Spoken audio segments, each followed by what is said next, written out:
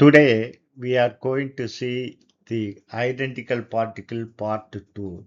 This is in continuation with part 1.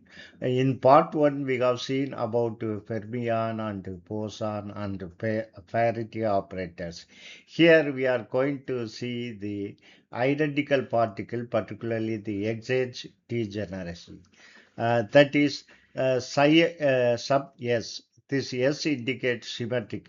If two particles are symmetrical one, then their linear combination, if it is symmetrical one, that is, if you change the position, nothing will happen. There is no change in sign.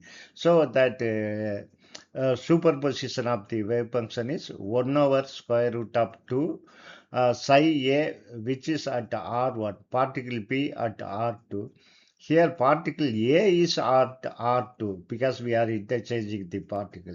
Particle P as at R1. So this is called symmetrical one. Then what about anti-symmetric? Anti-symmetry just change the sign from plus to minus. So that means if you change the position of particle A and P, then the sign will get reversed. But both of these solutions correspond to the same total energy eigenvalue and are thus degenerate. That degenerate means same energy, two different energy state, we are having same energy. This degeneracy is called exchange degeneracy because we are getting this degeneracy by changing the particle position. For a symmetrical system, the total wave function is 1 over square root 2 psi A of R1 and psi P of R2 plus psi A of R2 multiplied by psi P of R1. This can be written in the summation form that psi sub S is equal to 1 over square root 2 summation over P get P cat psi A R1 and psi B R2. Here, P cat is the permutation operator. See, in previous class, I have used P for the exchange operator. Particle exchange operator. Here, it is not particle exchange operator. Of course, we are using same symbol. So, this is a permutation operator where the sum is over all possible permutation. Here, the only two possible permutation, only two. So, similarly, in similar manner, we can write the uh, total wave function for anti-symmetric case, which is equal to 1 over square root 2 summation over p minus 1 power p psi a of r1 and psi p of r2, where minus 1 power p is equal to 1 per even permutation. That is when we interchange both R1 and R2 and also psi B, psi A and psi B. And it's equal to minus 1 for an odd permutation. That is when we permute R1 and R2 but not to psi A, psi B and vice versa. This is the anti-permutation. It is one per permutation. Then this is one per even permutation and minus one per odd permutation. Just now we have seen that the anti-symmetric wave function can be written as a summation form. Same thing we can write in the uh, determinant of a matrix.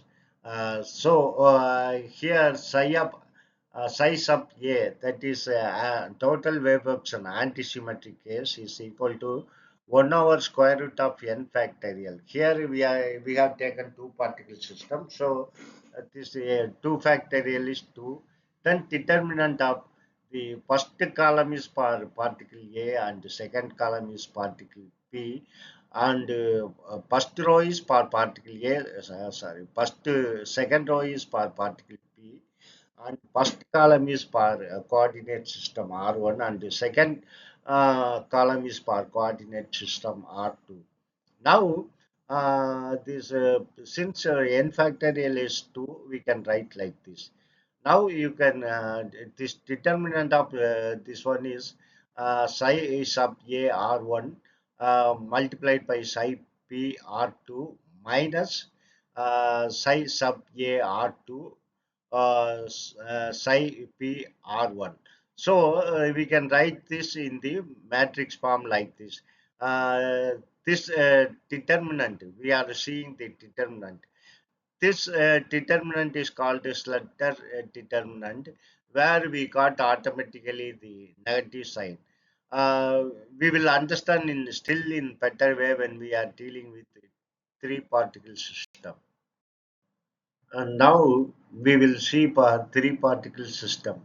For three particle system, the symmetric wave function, total wave function, symmetric wave function is equal to 1 over square root of 3 factorial summation over p, p cat psi a of r1, psi p of r2, psi c of R3, where P is the permutation operator and where sum is overall possible permutation. We can use all possible permutation, which can be written as psi sub s is equal to 1 over square root 6. That is 3 factorial is 6.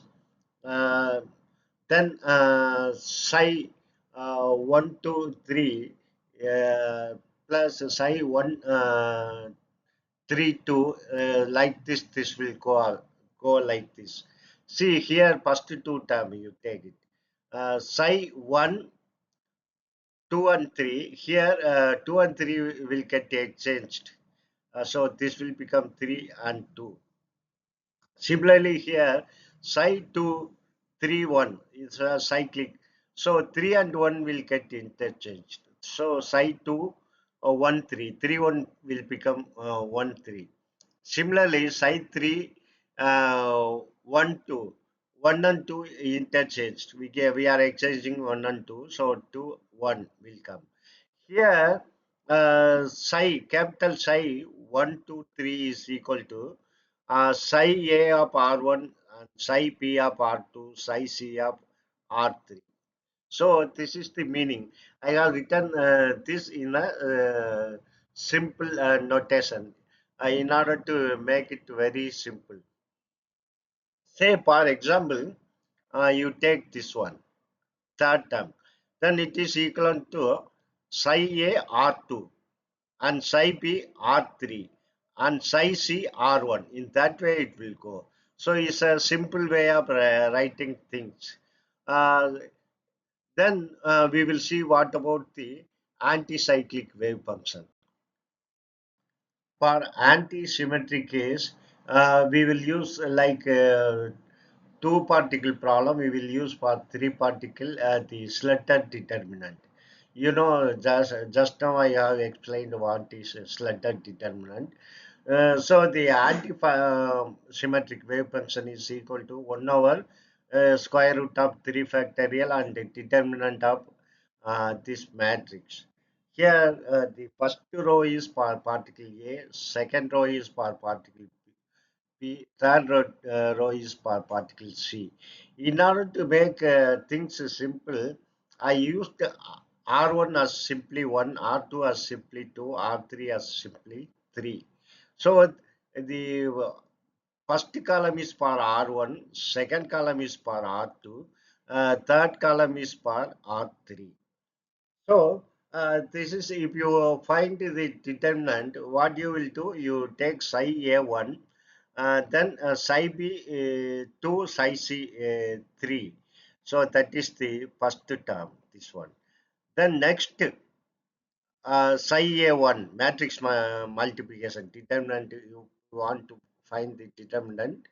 Psi A1 minus psi B3 psi C2. So this one minus. So in that way you will get plus and minus. I have explained the meaning of psi 123 and psi 132. So for a three particle system, you can write the wave function in terms of Slater determinant. That is one important thing. So far, we have been ignoring the spin. In nowhere we have included the spin. The complete state of electron includes not only its position wave function, but also describing the orientation of its spin. So technically, the total wave function is product of position wave function multiplied by the spin wave function. Psi of r is the position wave function and chi of s is the spin wave function. So in the next class, we will deal in detail about the total wave function, that is including spin. If you like this lecture, kindly subscribe it. Also share it and join it for the growth of my channel.